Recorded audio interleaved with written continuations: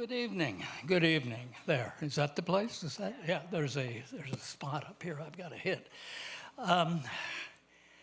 Sorry we're late getting underway. You kept coming in. Of course, but it's hard, you know. I mean, you got to park underneath it. You got to walk around the building. It's like New York out there. So thank you for waiting. I'm to tell you that there will be refreshments, and they're said to be good refreshments. Afterwards, outside, they're going to pull this curtain back, I think, and then voila, there are the refreshments. And so hang around, talk to each other in iambic pentameter, and we'll have fun. Okay, I have a feeling there was another, we're gonna do this again, but it won't be anything like this, of course. I'm so glad to have Harryette here. Angie Malenko is going to read here in the middle of November. I think it's the 18th, the 20th, the 11th, sometimes in the middle of November. So keep an eye out for that. Okay, I'm Stephen Yenser, and I want to welcome you to the first Hammer Poetry Reading of the year. The readings are sponsored by the UCLA English Department, from which I've retired, but still have this tenuous link, and the university's Cultural Affairs Commission, as I think it is now called, which originated the series actually way back in the late 1960s. It's been a continuous series since about 1968, which makes it, I think, the oldest series on the West Coast.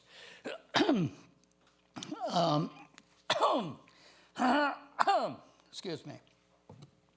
And of course, the Hammer's public programs, which is a whole big cruise ship of entertainment and edification, captained by Claudia Bester through all kinds of weather. Harryette Mullen. The breadth of her prolific production exceeds my scope this evening. She has published historical research on her ancestors and thereby shed much needed light on the participation of African Americans in the Civil War. She has given us vivid short stories. She has created a series of incisive collages entitled Shrines for the American Dream, among other undertakings. But I'm here only to introduce her poetry. Poetry is her chief venture, of course, but my charge is an easy one, partly because she has composed her own best introductions. Let me read one, which is a short poem from her very first book, and the poem's called Tree. Yes, I'm grounded like all the little bushes attached to the earth at the ankles. What saves me, is my madness, the racket of birds singing loud in my tangled hair. From that point forward, she has been firmly grounded in her past, personal and historic, and rooted in the material world, yet inhabited, to cop a verb from Sylvia Plath, inhabited by a music touched with a transcendent madness, to take that word from her poem, a racket that is itself earthy, drawing as it does on American slang and vulgarism, a Spanish vernacular that she grew up with, African-American folk tales, slave narratives, and other heterogeneous sources. But it's all shot through all that earthy language with flighty elements, I'm thinking of the birds, inspired by recherche etymological play. So she's indebted also to the good dictionaries. One of her books is called, of course, Sleeping with the Dictionary. And nonsense verse, I think, is back there someplace in her wide reading. And in general, what Baraka has called the jazzically bluesy strain in American literature. So, I mean, in short, she's deeply traditional, but also wildly experimental. So she's simply complex. So it's no surprise, surely, that she combines the lyrical with the satirical and the playful with the painful. They are inextricable, even in a mere fragment here and there, and one wants to say almost everywhere. Take her phrase about her instrument, a stark, strangled banjo. We hear the patriarchal echo, Star-Spangled Banner, twisted up with tortuous experience of slavery, stark, strangled banjo. You don't know whether to laugh or cry. Or there's the title of a collection of prose poems, which is a word on a sign above a grocery, probably in a poverty-stricken neighborhood, from which several letters have been lost or altered or stolen. So you have only a partial word, which in the beginning must have been supermarket. But given the missing letters, it now says SPERMKT, with little asterisks for the missing letters, stars. And if you're going to pronounce it, it has to be sperm kit. Forlorn as it is, it's a rich pun. The epitome, and the very pit of a capitalist economy, a small thing, just a single word, sperm kit, but it's huge. It's like the atom, it has to be large because there's so much inside. It contains so much. Supermarket, perm kit, sperm kit, abundance, untold abundance in the supermarket, superficial appeal, sexual desire, commodification. It's all smashed together, in a kind of like a slice of fruitcake, nuts and fruits every place. It's a simple complexity that one is tempted to identify as eminently American. So is the poet, who is, as she puts it in one double-edged epithet, afraid slave. Afraid, F-R-A-Y-E-D, slave. Unafraid, but afraid slave. And in another passage, I guess the rope would be the connector here. In another passage, a self-made woman who gets the hang. Being a genuine American, Pache Stephen Miller and his ilk, she welcomes the other. Her book called Muse and Drudge interlaces ancient Greek motifs, voodoo, Ashanti history, scenes from Birth of a Nation, among other things. Elsewhere, she adopts poetic forms from the so-called East, the Tonka sequence, for example, in Urban Tumbleweed, and the haiku series in a volume that she might still be working on, though it's to be published next year, so she'd better hurry up, in the UK.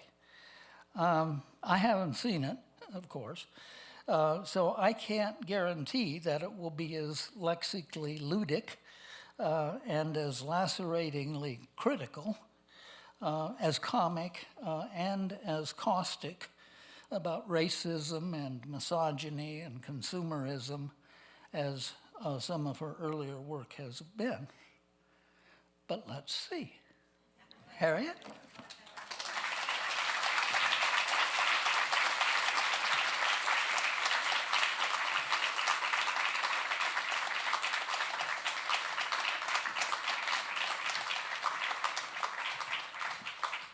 Thank you, everyone, for starting your weekend early with a poetry break. It is wonderful to see friends, colleagues, poets I know, maybe some poets and friends and colleagues I don't know. It's always an honor, to do something at the Hammer Museum.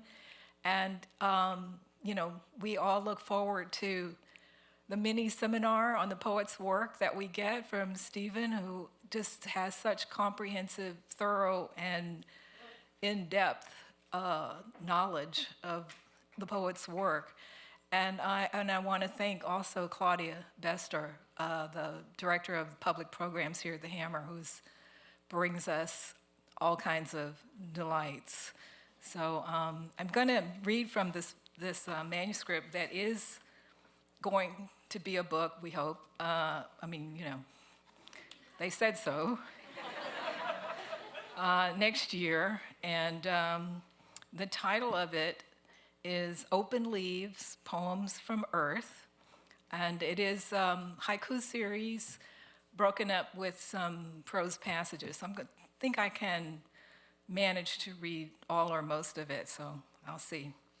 So this is Open Leaves, Poems from Earth. Succulents slake their thirst in intermittent rainfalls between dry spells. Organic garden, a border of marigolds to repel insects. Red-headed rooster, cock's crown, bold celosia's lush regalia, maize that natively dresses delightfully, not ever uniform. Unencumbered vines, green submarines, and rambling, carefree curlicues. Cotton buds to clear deer's ears, alerted to hear willow's soft whispers. Looking up at an endlessly attentive sky, yards of blue-eyed grass. Goldenrods, wild blooms, invasive weeds, prolific blondes, butterflies, bees. The leaves of certain plants are more ostentatious than many flowers. Asparagus aims, shoots vertically, quiver of slender arrows. Glowing lanterns hang on flaring branches, lemon illumination. Rose is before a poet composes or knows yet what a rose is. Ink-drenched orchid, your pink heart swaddled in a black cloak of mystery. Borrow a cup of utterly yellow luster from Sunshine Meadow. Tender flock of lamb's ears intently listening for wolf's baneful moan. Cultivate essence to press or hang in sun to dry your bluish name. So here we are at one of the little short prose passages. It's called Chasing Dirt. And actually have two different little epigraphs, and I'm trying to pick which one. So one of them is, nothing will last but trouble and dirt. That's a traditional folk song I learned in elementary school. And the other one is, I learned this in elementary school too. It bounces off me and sticks to you. So here it goes. Whatever is the matter has lost its place. It can't belong here, but where? Some other place, disordered, that somewhere elsewhere undone, wherever the matter comes from, some place full of space that isn't empty, entropic creation coughing up dust of burnt out stars, too much infinity for vacuum or duster, too late to filter impure particles, impossible to remove indelible stains. What would it take to make a space be clean and free? What implements, what elements, what solutions? What if we scrub our launch and never find the protoplasmic slime that rhymes with grime? What is the matter? Breaking down constantly, dust balls rolling downhill, gathering stray hairs, nail snippets, flakes of sloughed skin, bits of flying fur with feathers unfurled, to sweep, to be swept, to be moved from place to place, stirred up only to settle again. No way to stay clean when we go chasing dirt. Whatever comes next can eat our dust. Back to haiku. Evergreen scent of rosemary infuses the air with hints of pine. Fine royal garment fashioned for a butterfly's fragile dominion. Arugula adds peppery zest to salad of mixed leafy greens. Let a tomato tempt you. Be ready to swoon when ripeness woos you. Mint spreads eagerly. New roots sprout wherever stems bow down to touch ground. Find frogs and toads in every yard. No garden is complete without them. Future monarch in caterpillar nursery nuzzles milkweed leaf. Bright hummingbird sips hibiscus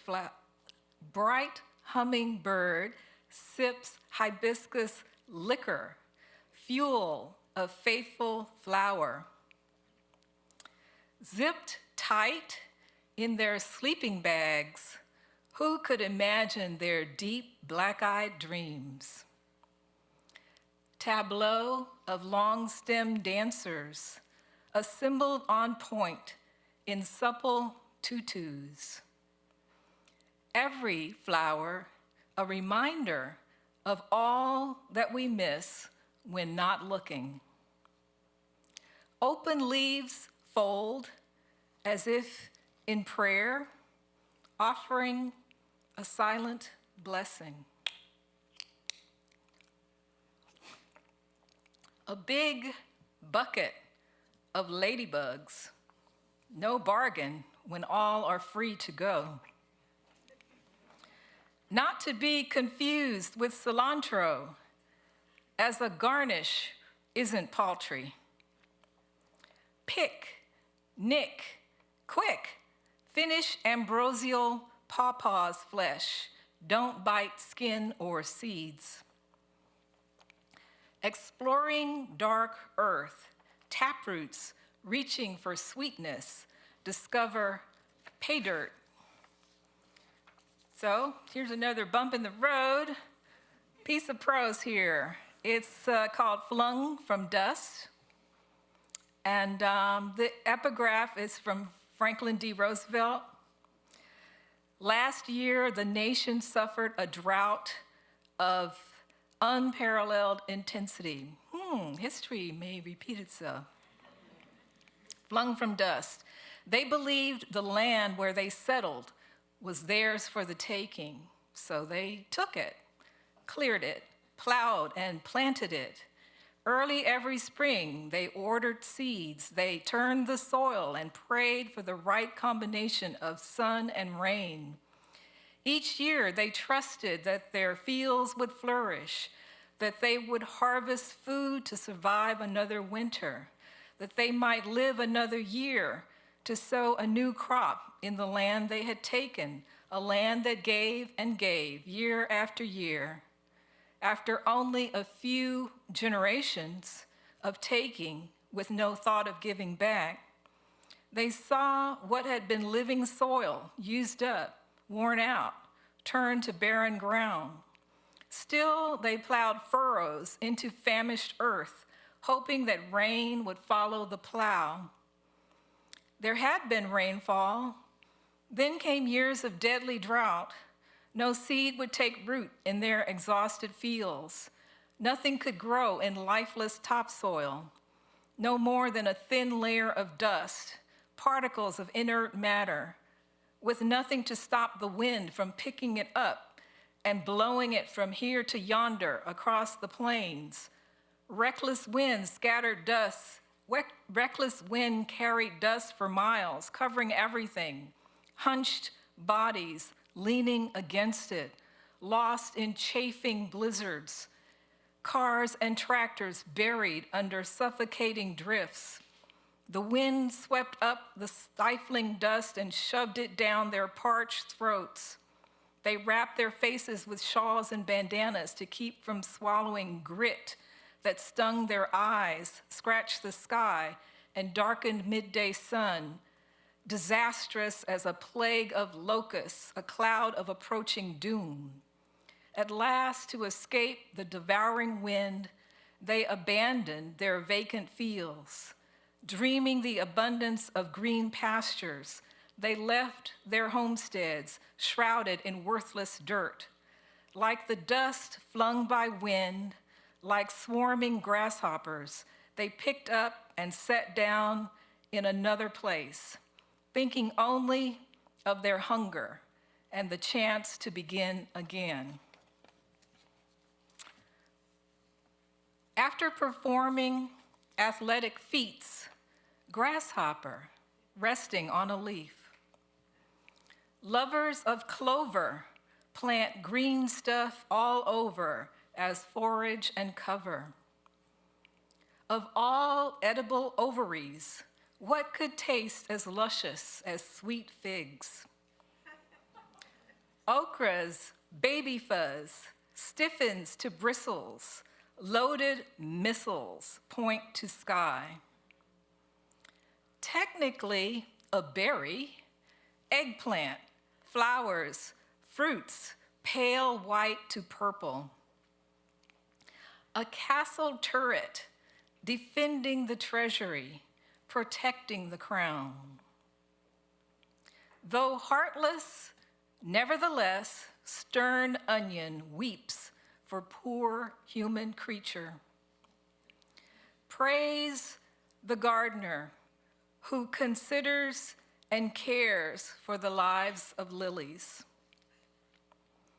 Specializing in digestion, an earthworm is almost only gut. Wind licks a finger, peeling off flimsy corners, skimming leafing trees. Opulent music swelling before fading, bright notes of blown blossoms. Pinks, plentiful, when coastal hills and mountains sing their farewell to spring. Hedera helix, climbing tower walls, in no time she grasps it all. Western pygmy blue butterflies' range expands as Russian thistle rolls. Canyon sparkles with water-saving domestic manzanita scrub. Copa de Oro, brilliant trophy on display in Pronghorn Valley. This is the California native section, y'all. Broadsword, crosscut saw, serrated knife, shark's toothy jaw, spiked agave. Flourishing natives, purple Chinese houses bloom along the highway. Frequent flyers help pollinate desert flowers, bees, bats, white-winged doves. So we are at another prose point. This is called Exiting Earth. And I rounded up the cast of characters for the epigraphs here. So we have, if people were super optimistic about technology, there would be no reason to be pessimistic about the future. That is Peter Thiel. We need to secure the future of consciousness by being a multi-planet species. I think y'all know that's Elon Musk. Life's too short to hang out with people who aren't resourceful. That is Jeff Bezos. Money is for making things happen. That is Richard Branson. Okay, so this is called Exiting Earth. We need a spare planet when our sun implodes. This big ball of energy can't go on forever. No such thing as eternal sunshine. It might take billions of years, but the sun will self-destruct, obliterating Earth. As that event approaches, or sooner at this rate, if we go on trashing the planet, we'll need an exit strategy. We'd better plan ahead. If we wait too late, our window closes. To be ready, we must prepare for the inevitable end of life as we've known it. Not necessarily ultimate extinction. It's up to us to alter destiny and salvage the future. The sun collapses, but we carry our unique brilliance to far frontiers of the vaster universe, expanding the electromagnetic field of consciousness into infinity. Projecting the future clarifies the present as crisis opens opportunities to upgrade the human prototype, exploiting unrealized potential. Envisioning chaos, determined to survive and profit in unexplored realms of possibility, we wisely invest in technological solutions to existential catastrophe. For the sake of prospective humanity, we dedicate ample resources to conquer the unknown and devise an escape before Earth becomes unviable. Now that we control evolution, the forward path of progress leads to the convergence of organic and inorganic circuits in our reconfigured humanity as we engineer entities fit for survival in a colonized space of beyond. We choose to evolve, to exist in unfamiliar worlds, a challenge we accept, to thrust ourselves off of Earth and shoot into the void, flashing comets, trailing cosmic dust. We sacrifice now, we sacrifice you now, to win that distant future. So much of value exists beyond the horizon. If we think long-term, human suffering at this moment may be a prudent down payment for eventual returns. From the point of view of the universe, all of history is a blip.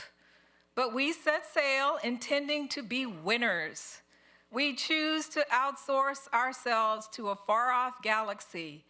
No matter, never mind that already the dark edge of infinity beyond the blue sky is littered with disposable machines that eventually fall out of orbit, hurled back to Earth.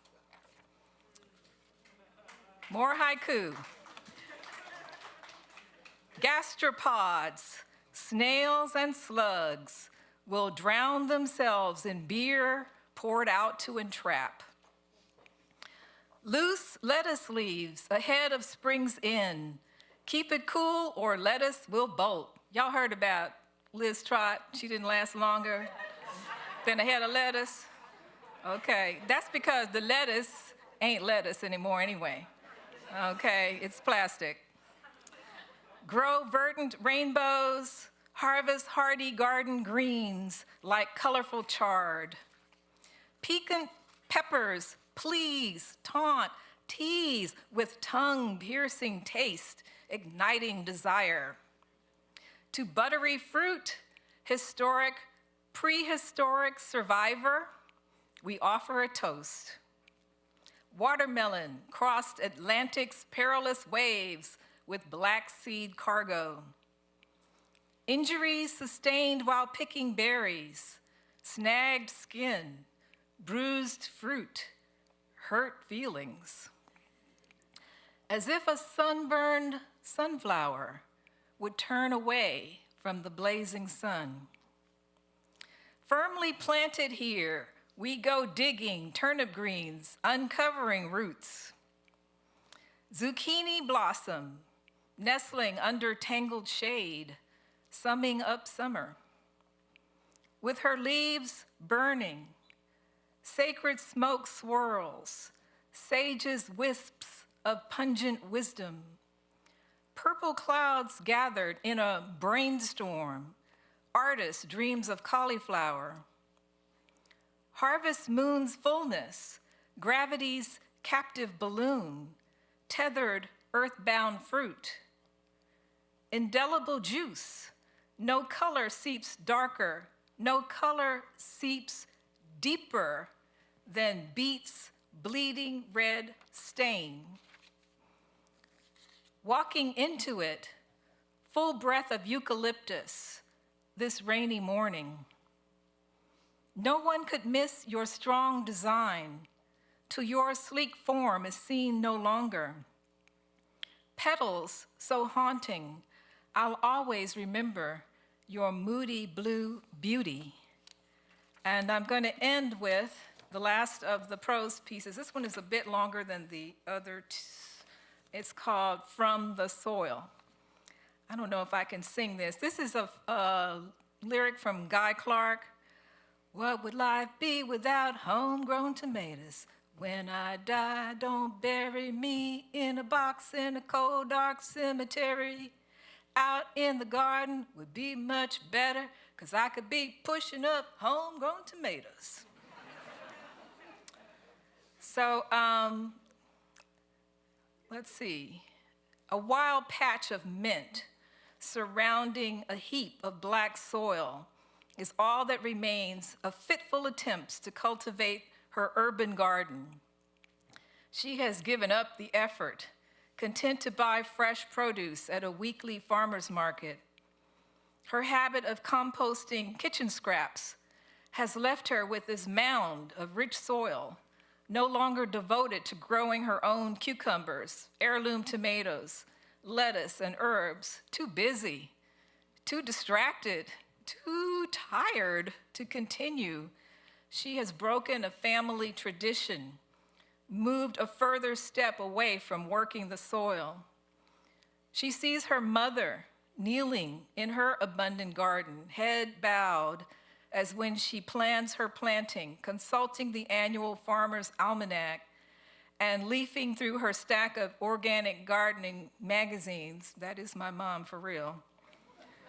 Her mother wears faded jeans, a red plaid shirt with a blue paisley bandana around her neck, her face protected from the sun's rays by a wide-brimmed hat of woven sweetgrass. Her knees sink into black soil as her hands in green gloves pluck tender okra pods from their stems and place them in a basket with ripe red tomatoes just off the vine. She can taste the gumbo, feel on her teeth and tongue the texture of okra. Her grandfather had a garden. She recalls a picture of him taken with her grandmother's brownie camera. He's gripping a pitchfork, turning soil in the yard behind their vernacular bungalow, shirtless in denim overalls, flashing a smile under his sweat-stained straw cowboy hat. At 16, he and his mother had a bitter falling out when he told her he was leaving home to go to college. Everyone needed to pitch in, she insisted, to hold on to the family farm and work a living out of it. All the children had to do their part. He was the only one of all the siblings to go so far in school. Somehow, after he'd left and his father had died, his mother held on to their acres, even during the Great Depression and beyond. She was a pale-looking woman. She was a plain-looking woman, someone who'd look like she'd work hard all her life. My mother remembers visiting, eating double-yolk eggs from free-range hens, and nearly falling off the back of a skittish horse. Great-grandmother owned that land until her death, when remaining relatives sold the farm and moved to the city. The property they sold is now part of a wealthy suburb, but in the years before her grandfather was born, it was unincorporated land that children of sharecroppers could buy, investing sweat and hope along with their savings. Her grandmother was a city girl from back east whose thrifty parents bought what had been a boarding house, the narrow two-story home where their children were born. But her grandfather grew up on his family's farm. His grandparents had been slaves and then sharecroppers. Their children worked for city people as cooks and washerwomen, as blacksmiths, porters, and day laborers, striving and saving to buy a piece of land and escape from the city. No need to sweat in Miss Ann's kitchen or Mr. Charlie's blacksmith shop. Lord knows I don't want my child to be a white man's yard dog. Soon as they'd earned enough, they bought their own land and built the house on the family farm where her grandfather was born. By the time he was 16, he knew he didn't want to be a farmer. He wanted to study for the ministry. The grandfather of her childhood was the pastor of a church who wore a black suit with a starched white shirt and dark tie when he stood in the pulpit on Sundays nodding at her grandmother who sat at the piano. Other days, he sat at a roll-top wooden desk to write his weekly sermons, mixing Bible stories with quotations from his books of history and philosophy. He listened to country western music on the radio. He liked to go fishing. He enjoyed working in the household garden, growing leafy greens, tomatoes, okra, watermelon, and black-eyed peas. He took pleasure in eating fresh food, homegrown. It wasn't the same as being a farmer, pulling a living from the soil. Her mother remembers family meals with cousins, aunts, and uncles, occasions for telling jokes and stories. When Pop got together with his relatives, they could make a mule laugh out loud. Gardens sprouted under their hands as they moved to houses in the city, starting new plots. You won't starve if you can grow your own food. If you take care of your green patch, it will take care of you. Growing up, she helped her mother in the family garden. She fed and watered the earthworms they raised in a worm farm, a bin filled with dark soil tunneled by pinkish worms, kept in a shady spot and sprinkled daily. Expert composters, worms thrive with scraps and peels of fruits and vegetables, eggshells, coffee grounds, and moist soil. Their castings, worm poop, fertilized the garden, turning earth into black gold. Her grandfather would pay her to dig her fingers into their bed and extract worms from the soil. A nickel each. He used them as bait when he went fishing. The worms don't bite, but they get the fish to bite. She overcame her squeamishness enough to handle the cool, wet wigglers, but could not bring herself to bait a fish hook with a live worm.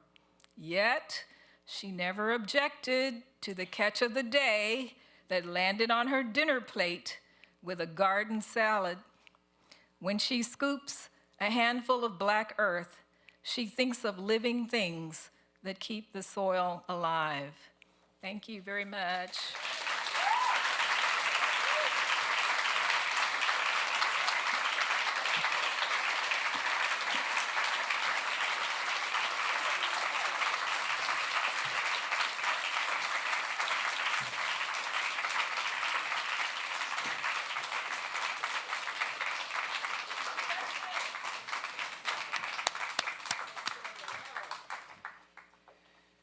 Boy, haiku has come a long way. Right back to Basho with that tradition hundreds of years ago. That's wonderful. What a wonderful way to begin the new academic poetic year. Thank you very much, Harryette.